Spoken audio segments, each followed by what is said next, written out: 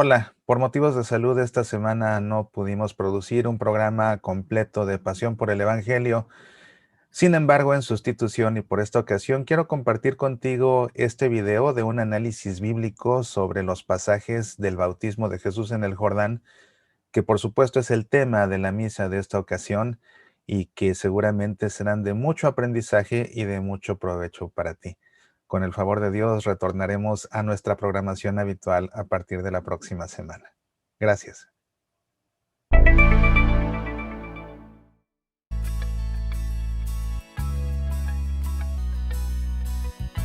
Hola, ¿cómo estás? Este es un video especial. Sabes que me han hecho una pregunta muy interesante. Me preguntaron cuál es la diferencia entre los tres relatos sinópticos acerca del bautismo de Jesús en el Jordán. Y esto nos da la ocasión de hacer un pequeño ejercicio de exégesis empleando la técnica de la lectura sincrónica. Es un par de versículos, pero a fin de cuentas nos permiten ilustrar cómo se aplica este método para encontrar las similitudes y también las diferencias entre los tres relatos sinópticos y pues así ver qué es lo que cada uno de los evangelistas quiere comunicar. Además, esto es muy interesante porque precisamente los evangelios sinópticos se llaman sinópticos porque si los ponemos juntos uno al lado del otro, podemos de un vistazo ver pues a qué se parecen y vemos que son realmente textos muy parecidos, pero también cuando ponemos mucha atención encontramos esas diferencias que tienen mucho que decir y que nos hablan de la intención del evangelista, hablando a fin de cuentas de lo mismo, pero cada uno desde su punto de vista. Vamos pues a hacer el ejercicio. Vamos a comenzar haciendo la lectura de cada uno de los pasajes, comenzando con Marcos, que fue el evangelista que escribió primero. En su capítulo 1 vemos que dice lo siguiente: en cuanto salió del agua, vio que los cielos se rasgaban y que el Espíritu en forma de paloma bajaba sobre él. Entonces se oyó una voz que venía de los cielos: Tú eres mi Hijo amado, en ti me complazco. Mateo por su parte dice lo siguiente en el capítulo 3. Una vez bautizado Jesús, salió del agua. En esto se abrieron los cielos y vio al Espíritu de Dios que bajaba como una paloma y venía sobre él. Y una voz que salía de los cielos decía: Este es mi Hijo amado, en quien me complazco. Finalmente, Lucas escribe lo siguiente en el capítulo 3. Jesús ya bautizado se hallaba en oración cuando se abrió el cielo, bajó sobre él el Espíritu Santo en forma corporal como una paloma, y llegó una voz del cielo: Tú eres mi Hijo, hoy te he engendrado. Podemos poner estos textos lado a lado, por eso es por lo que se llaman sinópticos, y así de un vistazo podemos ver que se parecen, sin embargo tienen diferencias interesantes. Vamos a hacer pues la lectura sincrónica, que consiste en lo siguiente. Primero vamos a separar este texto. Esto nos permitirá poder fijarnos en cada una de las ideas y hacer el análisis paso a paso. Vemos que Marcos inicia diciendo: en cuanto salió del agua, algo que también afirma Mateo: una vez bautizado Jesús, salió del agua. Pero Lucas por su parte dice algo diferente. Él dice: Jesús ya bautizado se hallaba en oración. Aquí encontramos una similitud entre Marcos y Mateo, pero una diferencia por parte de Lucas. Tanto Marcos como Mateo dicen que una vez que Jesús había estado bautizado, salió del agua. En el caso de Lucas, esto lo ubica ya en un momento después, pero él especifica, o por su parte él cuenta, que Jesús se encontraba en un momento de oración, en un momento de intimidad. Esto es interesante porque para Lucas los momentos de oración de Jesús con su Padre resultan verdaderamente importantes en su evangelio. Después de este momento de oración que tiene después de su bautismo, vamos a encontrar otras 8 ocasiones en que Jesús ora a su Padre en el evangelio según San Lucas. Esto ya nos deja ver los intereses de lo que cada evangelista quiere comunicar. Continuando, vemos que Marcos dice: vio que los cielos se rasgaban. Mateo dice lo mismo: en esto se abrieron los cielos. Y Lucas también coincide cuando dice: cuando se abrió el cielo. En esto los tres evangelios coinciden. Continuando con este ejercicio de lectura sincrónica, podemos ver que Marcos escribe: y que el Espíritu en forma de paloma bajaba sobre él. Mateo dice lo mismo: y vio el Espíritu de Dios que bajaba como una paloma y venía sobre él. Lucas coincide, bajó sobre él el Espíritu Santo en forma corporal, como una paloma. La idea es la misma, vemos aquí una diferencia muy sutil que en realidad no cambia mucho las cosas.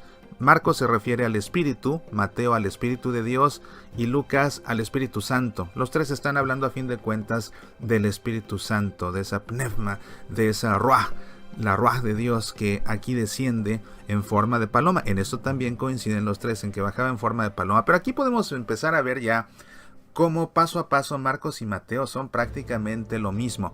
Y es que a fin de cuentas Mateo se basó en el Evangelio según San Marcos. Lucas también se basó en el Evangelio según San Marcos, aunque aquí pareciera como que la copia de Mateo es más parecida a una copia al carbón.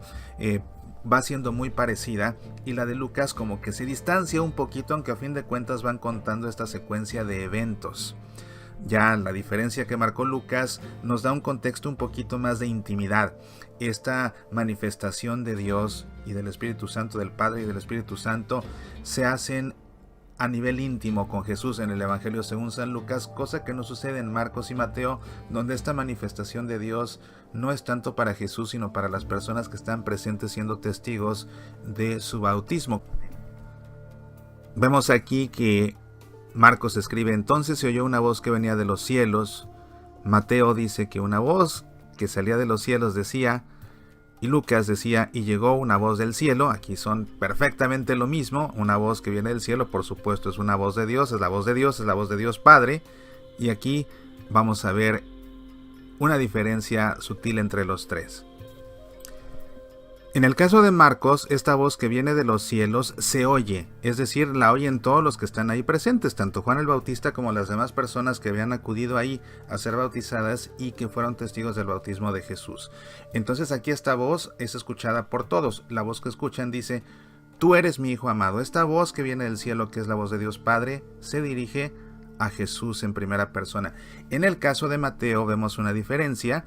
También esta voz sale de los cielos, la escuchan todos los que están ahí presentes, pero en este caso Mateo escribe en tercera persona, ya no en segunda persona como en el caso de Marcos, sino en tercera persona, porque ahora ya no se refiere a Jesús, ahora a la gente les habla de Jesús y dice: este es mi Hijo amado. En el caso de Lucas él coincide con Marcos porque nuevamente vemos aquí esta voz que viene del cielo dirigiéndose a Jesús en segunda persona: tú eres mi Hijo amado. Algo que tiene sentido en el Evangelio según San Lucas, porque recordemos que esta manifestación de Dios es una manifestación que se da para Jesús en la intimidad, en este momento de oración. Jesús está orando, se encuentra hablando con su Padre pues le habla diciéndole: tú eres mi Hijo. Y como termina este texto, es interesante. En el caso de Marcos, él dice: en ti me complazco, tú eres mi Hijo amado, en ti me complazco. En el caso de Mateo, este es mi Hijo amado, en quien me complazco. Por supuesto, cada uno pues hablando, en el caso de Marcos en segunda persona, en el caso de Mateo en tercera persona.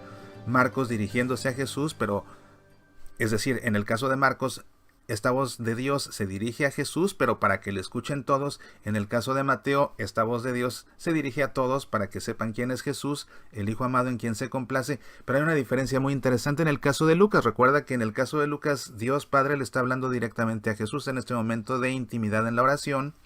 Y le dice: tú eres mi Hijo amado, hoy te he engendrado. Qué interesante, porque esto es muy diferente a lo que dijeron Marcos y Mateo, que dijo esa voz que venía del cielo. Ellos decían: en ti me complazco o en quien me complazco, pero Lucas dice algo muy diferente: tú eres mi Hijo, hoy te he engendrado. ¿A qué se debe esta diferencia?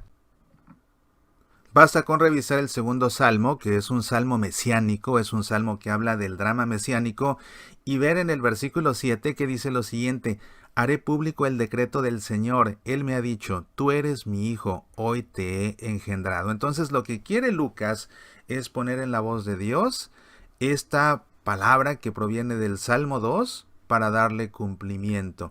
De esta manera, a través de esta teofanía, esta manifestación de Dios, Padre, Hijo y Espíritu Santo, pues Lucas resalta el cumplimiento de este salmo para dejar más que claro que ese Hijo que está ahí, ese Hijo al que Dios ha engendrado, ese Hijo es el Mesías. Estos tres recuentos del bautismo de Jesús A fin de cuentas nos presentan una teofanía, es decir, la manifestación de Dios Trino. Se manifiesta Dios Padre, cuya voz se escucha proveniente del cielo que se rasga o que se abre. Vemos también al Espíritu Santo que desciende de forma corporal en la forma de una paloma, y por supuesto vemos al Hijo que ha sido bautizado.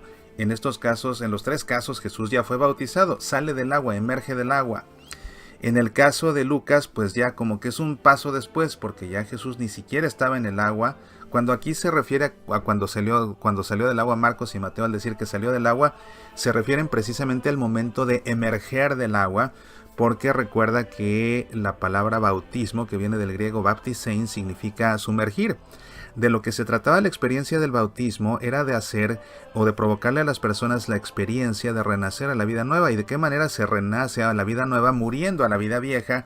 Y qué mejor manera de experimentar esta muerte a la vida vieja que siendo sepultado. De manera que cuando las personas eran sepultadas, eran hundidas, eran sumergidas en las aguas del río, pues imagínate la experiencia. Al ser sumergidas, dejaban ellas de respirar por un instante, y cuando emergían a la superficie, la reacción de su cuerpo era dar una bocanada de aire. Y precisamente así llenaban sus pulmones del aire de esa vida nueva. Así tenían ellos esa experiencia de emerger a la vida nueva. Entonces, este salir del agua al que se refieren Marcos y Mateo es precisamente al emerger del agua después de haber sido bautizado, después de haber sido sumergido. En el caso de Lucas, pues ya es un paso más adelante. Ya Jesús ahí salió de las aguas, pero salió de las aguas por completo. Ya se salió del río Jordán para encontrarse en este momento de oración en la intimidad. Viendo pues esta lectura, o haciendo esta lectura sincrónica del bautismo de Jesús en los evangelios sinópticos, nos damos cuenta de que siguen el mismo esquema. Nos damos cuenta de que Mateo y Lucas, por supuesto, se basaron en el texto de Marcos que escribió primero, y aunque siguen este mismo esquema general, tienen algunas pequeñas diferencias. Vemos, por ejemplo, que en unos casos Dios se dirige a Jesús en primera persona. En Marcos y Mateo, Dios se dirige a Jesús o a la comunidad, pero para que se enteren, que escuchen la voz de Dios todos los que están ahí presentes, tanto Juan el Bautista como los que fueron a ser bautizados que están ahí presentes.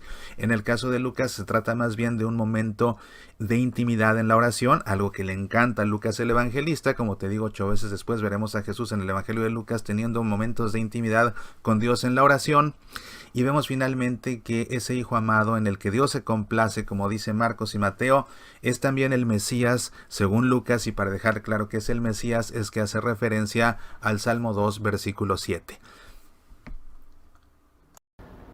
Pues te habrás dado cuenta de la diferencia que hace hacer un estudio de la Biblia de una manera sistemática, aplicando un método y siguiéndolo paso a paso. Es muy diferente que simplemente leer y pues tratar de encontrar las diferencias, en este caso las similitudes. Espero que este ejercicio te haya sido de ayuda para comprender cómo se aplica este método, y apasionate por nuestra fe.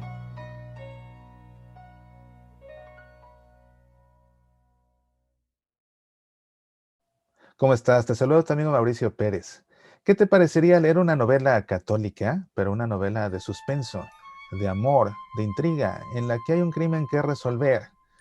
Las entradas para un espectáculo extraviadas y un fraude que se comete en una empresa le cambian la vida a una pareja de una forma que ellos jamás hubieran sospechado, y los expone a una situación cada vez más complicada en que su vida pierde sentido, y la única forma de recuperar ese sentido será siendo capaces de superar el rencor para lograr perdonar. Se trata de mi nuevo título, la novela El laberinto del perdón. Es este mi 11º título, y me complazco en compartirlo contigo. El laberinto del perdón es una historia fascinante cuyas páginas te atraparán en una historia que además se entremezcla con explicaciones que te ayudarán a comprender el rencor, el resentimiento, cómo superarlos y cómo lograr perdonar a quienes te han herido. El laberinto del perdón está disponible en edición impresa y también digital para Kindle a través de Amazon.com o de nuestro sitio semillasparalavida.org. El laberinto del perdón en verdad es una lectura que no te has de perder. Apasionate por nuestra fe.